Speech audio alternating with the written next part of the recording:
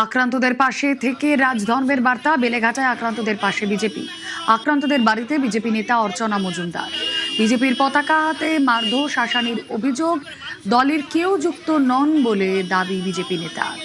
অভিযুক্তদের বিরুদ্ধে কড়া পদক্ষেপের হুঁশিয়ারি। বিশ্বজিৎ রয়েছেন সঙ্গে। বিশ্বজিৎ, অর্চনা মজুমদার গেলেন, কি বললেন সেখানে গিয়ে?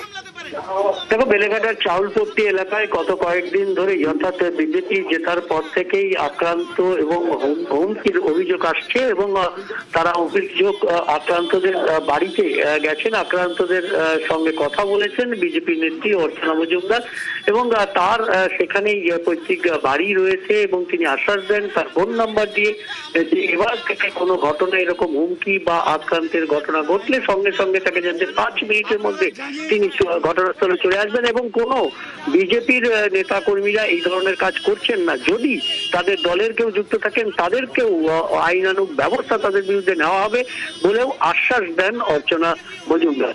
অর্থাৎ বিজেপি এই আক্রান্তদের পাশে রয়েছে। বিজেপি একটা রাষ্ট্রবাদী দল, আমরা খুনোখুনি মারামারি গুন্ডাগার্দির দখল এতে বিশ্বাস করি না। যারা তৃণমূলী এখানে এসে বিজেপি সেজে এই ঘটনা ঘটাচ্ছে তাদের তো বিচার হবেই।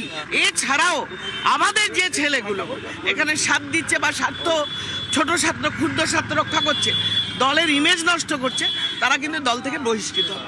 কারোর ক্ষমতা নেই তাদের দলে, কারণ বিজেপি অন্য মানুষের আশা, অনেক আশা অনেক ভরসা নিয়ে এত লড়াই আত্মত্যাগের পথ দিয়ে আমরা আজকে পশ্চিমবঙ্গে দখল করেছি মানুষের ভোটে।